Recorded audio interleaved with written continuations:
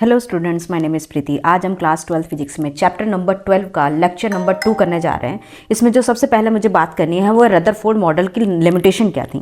ठीक है, the first topic is limitation of Rutherford ने जो एटॉमिक मॉडल दिया था आपको। ठीक है, ये आपका कोई न्यूक्लियस है, इसके चारों तरफ एक इलेक्ट्रॉन है जो आपका रिवॉल्व कर रहा है। ठीक है, तो इसमें ये इनके मॉडल इसलिए फेल हो गया क्योंकि ये इलेक्ट्रॉन का सर्कुलर पाथ में मूव कर रहा है और ये न्यूक्लियस की तरफ, ये नेगेटिव है, न्यूक्लियस इसका पॉजिटिव है।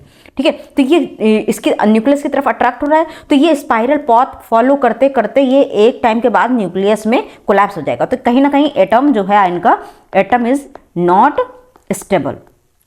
ठीक है, तो इनकी ये एटम की स्टेबिलिटी को एक्सप्लेन नहीं कर पाए थे, इसलिए इनका मॉडल जो है फेल हो गया था। इसके बाद फिर आए थे बोर। तो बोर मॉडल क्या था? बोहर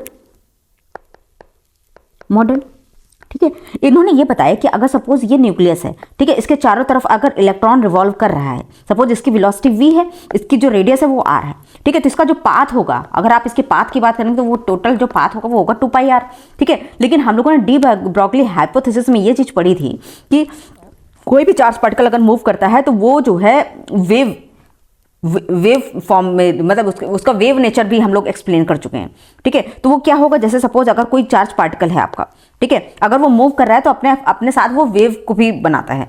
तो वो कैसा होगा, यहाँ पे सपोज अगर कोई मेरे पास है चार्ज पार्टिकल, ठीक है, तो अगर उसका पाथ की अगर हम बात करें तो अगर उसका वेव नेचर है तो जितना गेन होगा यहाँ पे होगा इसका गेन और यहाँ पे होगा इसका लॉस। ठीक है, तो इसका जो पाथ होगा वो लैम्डा के बराबर होगा। ठीक है, इसी तरह अगर दो वेव निकल रही है इसमें से, ठीक है, तो दो वेव निकल जाएंगी। ठीक है, तो ये आपकी दो वेव आ गई, तो यहाँ पे पाथ होगा उसका 2 लैम्डा के बराबर। ठीक है, क्योंकि ये होता है आपका लैम्डा, ये होता है दूसरा लैम्डा, मतलब एक एक वेव को हम लोग लैम्डा। तो यहाँ पे इन्होंने ये बताया, according to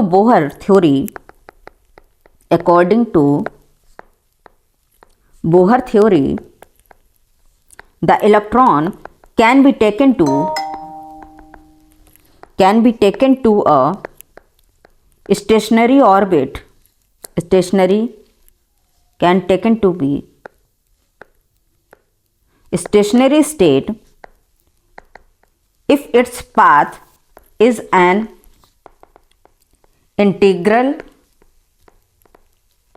multiple of lambda. ठीक है, ये जो है इलेक्ट्रॉन, मतलब ये इन्होंने ये बताया according to Bohr the electron can be taken to a stationary state. वो स्टेशनरी तब होगा जब उसका जो पाथ होगा वो इंटीग्रल मल्टीपल ऑफ लैम्डा के बराबर होगा। इसका मतलब इन्होंने ये कहा कि 2πr will be equal to n lambda according to de Broglie hypothesis. According to de Broglie hypothesis इन्होंने क्या बताया कि lambda is equal to h/mv। ठीक है, तो इसकी जो वेवलेंथ होगी वो इस वेलोसिटी से मूव करे, तो लैम्डा इसका क्या था 2πr। ठीक है, NH/mv।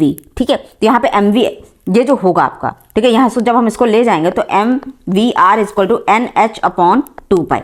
तो ये जो mvr था ये था आपका एंगुलर मोमेंटम। ठीक है, L is equal to angular momentum which is equal to mvr। तो यहाँ पे L is equal to NH/2π। ठीक है, ये इनका बहुत इंपॉर्टेंट रिजल्ट था, L is equal to NH/2π। यहाँ पे बोहर ने ये एक्सप्लेन किया कि this is Bohr famous quantization condition. This is Bohr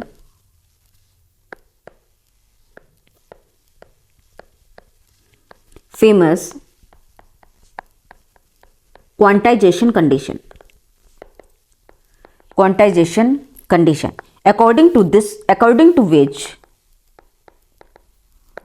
to which electron can revolve in only those orbit in when angular momentum is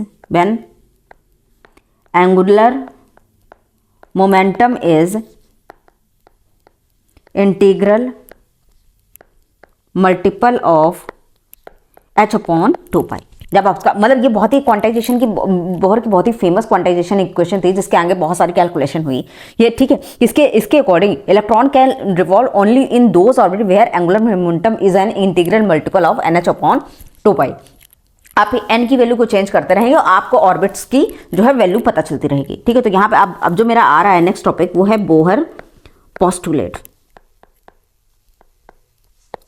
Bohr postulate. ठीक है, तो अब इसके बाद सबसे पहला जो पोस्टुलेट इनका आया था वो है nuclear concept. First postulate is nuclear concept. Nuclear concept इनका क्या था? An atom of small and central massive core called nucleus which carry positive charge and electron revolve around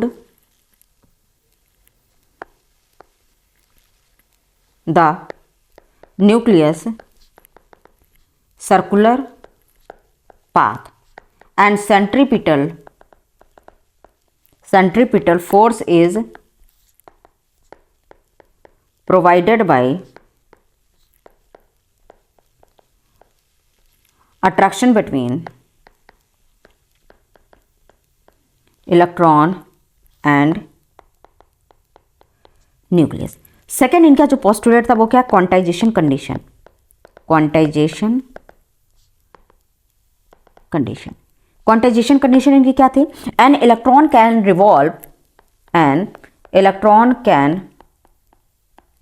revolve only those orbit in which angular momentum is integral multiple of h upon 2 pi. तो यहाँ पे L क्या होगा? L equal to n H upon 2 pi. यहाँ पे n की value 1 2 3 4 इस तरह से होगी। ठीक है, ये इन्होंने क्वांटाइजेशन कंडीशन बताई। ये इनका सेकंड पोस्टुलेट था। थर्ड पोस्टुलेट था इनका stationery orbit. Third is stationary orbit while revolving in a permissible orbit, while revolving in a permissible orbit, an electron does not radiate energy, and these orbit are called stationary orbit।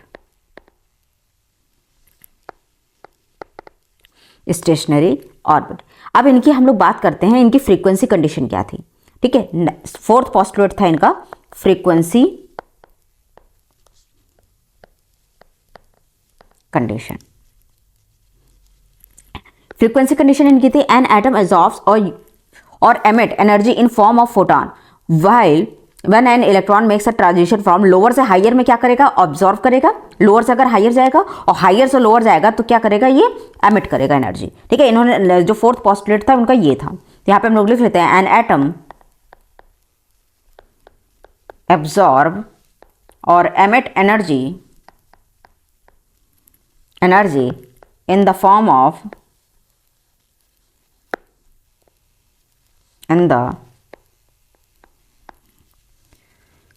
form of photon while an electron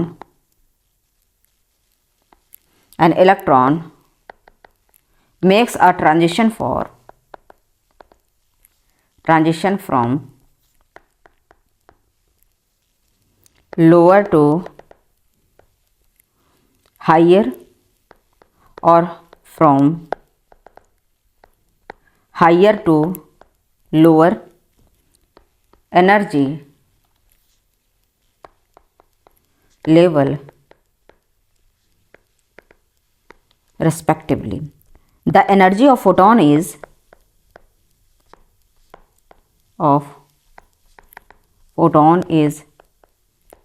equal to difference in the energy energy of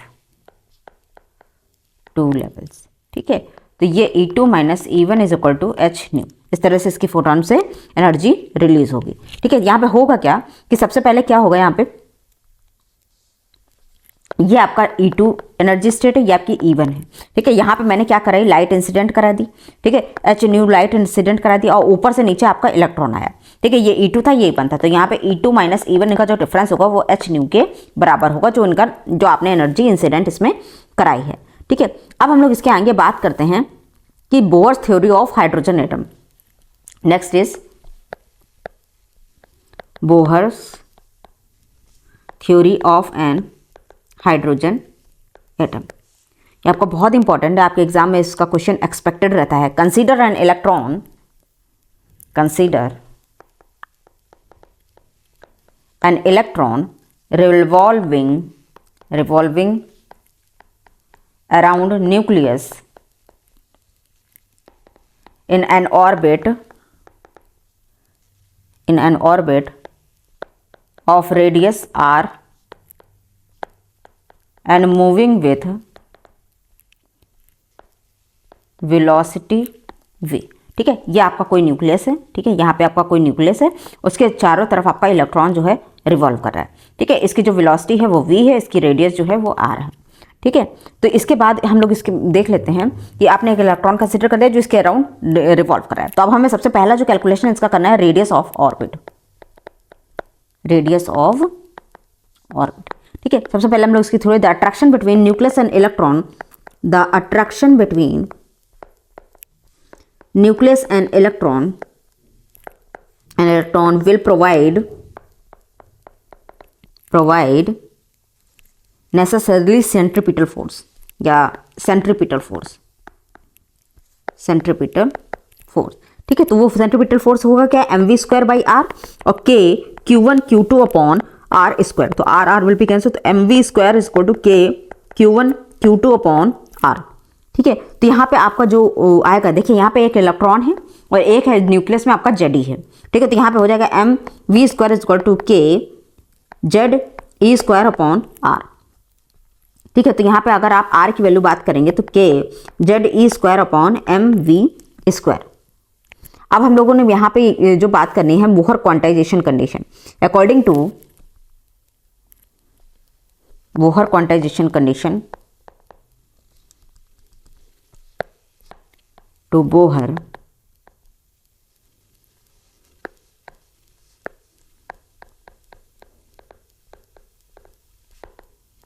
condition of an electron, हम लोगों ने क्या बोला, जो L की value होती है NH upon 2 ठीक है, तो यहाँ पे L की वैल्यू होती है MVR, तो MVR is equal to NH upon 2 तो V आपका हो जाएगा NH upon 2 M into R। ठीक है, तो ये वैल्यू हम उसमें पुट कर देंगे, put the value in R radius वाले, R इज इक्वल टू के जेड ई स्क्वायर अपॉन एम वी। तो यहाँ पे R इज इक्वल टू के जेड ई स्क्वायर अपॉन एम वी की वैल्यू यहाँ पे हम लोगों ने कैलकुलेट की है NH अपॉन 2 M R का 2 M R का होल स्क्वायर। ठीक है, यहाँ पे V स्क्वायर है आपका, तो यहाँ पे हो जाएगा V स्क्वायर। तो यहाँ पे इसकी वैल्यू को जब हम स्क्वायर में पुट करेंगे तो R is equal to 4 pi square M square R square K Z E square upon M N square H square. ठीक है, इसकी वैल्यू को हम लोग जब यहाँ पे पुट करें तो M तो यहाँ से कैंसिल आउट हो जाएगा। ठीक है, N स्क्वायर, देखिए Z और N इसको हम लोग बाहर कर लेते हैं। ठीक है, तो जब इसकी वैल्यूज को हम लोग बाहर करेंगे तो R is equal to, R की वैल्यू को भी आप काट सकते हैं, यहाँ पे R आपका यहाँ पे कैंसिल आउट हो जाएगा, तो यहाँ पे R की वैल्यू आएगी N square H square upon 4 पाई M k Z E square, M k Z E square. ठीक है, तो यहाँ पे जो वैल्यू आपकी R निकल के आई है, R is equal to N square H square upon 4 pi square, यहाँ पे 4 पाई स्क्वायर था आपका, 4 pi square M k Z E square. This is the value of radius. ठीक है, अब हम यहाँ पे क्या करते हैं, इसकी वैल्यूज को N स्क्वायर बाई जेड को हम लोग बाहर निकाल लेते हैं। तो यहाँ पे R इज इक्वल टू यहाँ पे एन स्क्वायर बाई जेड को अगर मैं बाहर निकालूँ तो अंदर वाला जो पार्ट बचेगा h square upon 4 pi square k m e square. इनकी वैल्यू जब आप पुट करेंगे h is equal to 6.63 into 10 to the power minus 34, pi की वैल्यू आप 3.14 पुट करेंगे। ठीक है, यहाँ पे के की वैल्यू आप पढ़ेंगे 9 into 10 to the power 9। Mass of electron will be 9.1 into 10 to the power 31 kg, 10 to the power 31 kg। इसके बाद फिर हम लोगों को इसकी वैल्यू रखनी है, इलेक्ट्रॉन का जो चार्ज होता है यहाँ पे E is equal to 1.6 into 10 to the power minus 19 coulomb. इन सारी वैल्यू को कैलकुलेट करने के बाद जो आपके पास रेडियस की वैल्यू निकल के आती है, R is equal to 0.53 n square by z in angstrom. ठीक है, आर्मस्ट्रॉम में जब ये वैल्यू निकल के आई 0.53 n स्क्वायर बाई जेड, ये आपकी वैल्यू जो निकल के आएगी वो आर्मस्ट्रॉम में आएगी। ठीक है, अब हम लोग बात करते हैं हाइड्रोजन एटम की, मुझे कैलकुलेट करनी है। For H atom first orbit की अगर हम बात करें, फर्स्ट ऑर्बिट, तो फर्स्ट ऑर्बिट की अगर बात कर रहे हैं तो फर्स्ट ऑर्बिट में n इक्वल टू 1 और इसका एटॉमिक नंबर जो होता है वो भी 1 होता है। तो इनकी वैल्यू जब हम लोग कैलकुलेट करते हैं तो R इज इक्वल टू 0.53 0.1 का होल स्क्वायर अपॉन 1, तो R is equal to 0.53 Armstrong. ठीक है, ये आपकी वैल्यू आ जाएगी। The radius of first orbit, the radius of first orbit of H atom is called Bohr radius. ठीक है, तो इसके बाद फिर हम लोग देख लेते हैं कि एक क्वेश्चन हम लोग इसका देख लेते हैं कि इसकी पहले क्वेश्चन इसका क्या है। R is equal to 0.53 n square by z. ठीक है, अब इसका क्वेश्चन किस तरह से पूछे जा सकते हैं। Calculate the ratio of radius of second orbit of H atom to the first orbit of lithium atom। ठीक है, तो जब इसको कैलकुलेट हम लोग करेंगे तो यहाँ पे इसको कैलकुलेट करने के बाद कुछ इस तरह से हम लोग इसकी वैल्यूज को रख सकते हैं। तो यहाँ पे R ऑफ H एटम तो 0.53 हाइड्रोजन का जेड जो होगा वैल्यू, N की वैल्यू, हाइड्रोजन में सेकेंड ऑर्बिट की पूछ रहे हैं। The ratio of radius of second orbit of hydrogen atom, तो सेकेंड ऑर्बिट की बात कर रहे हैं तो 2 का होल स्क्वायर अपॉन 1, हाइड्रोजन का जो एटॉमिक नंबर होता है वो 1 होता है। तो R लिथियम 0.53, इसका जो फर्स्ट ऑर्बिट की बात करें तो N की वैल्यू 1 हो जाएगी और इसका जो एटॉमिक नंबर होता है वो 3 होता है। ठीक है, इनका जब रेशियो मुझे निकालना होगा तो हम लोग कुछ R H अपॉन R L I जब करेंगे तो 4 अपॉन 1/3, तो ये R H अपॉन R L I is equal to 12। ठीक है, तो यहाँ पे R H ratio R L I इसकी वैल्यू आएगी 12:1 रेडियस दोनों उसकी। ठीक है, अब हम लोग बात करते हैं velocity of electron in an orbit. Next topic is velocity of electron in an orbit. ठीक है, आपने ये देखा कि ये जो आपका ये जो एटम का जो न्यूक्लियस है इसके अंदर प्लस जेड ही है। ठीक है, बाहर एक इलेक्ट्रॉन है। ठीक है, जो आपका रिवॉल्व कर रहा है इस पे। ठीक है, तो इसकी जो सेंटर से डिस्टेंस है वो R है। अब इसका मैंने कंडीशन जो मैंने बताई थी mv square by R is equal to k z E square by R square, तो ये तो कैंसिल आउट हो जाएगा। तो यहाँ पे जो इसकी वैल्यू आएगी mv square k z E square by R, तो यहाँ पे जो mv स्क्वायर है तो इसको mvr k z E square by v। ठीक है, तो यहाँ पे देखिए mv r is equal to n H upon 2 pi, इनकी वैल्यू जब आप रखें तो r is equal to n H upon 2 pi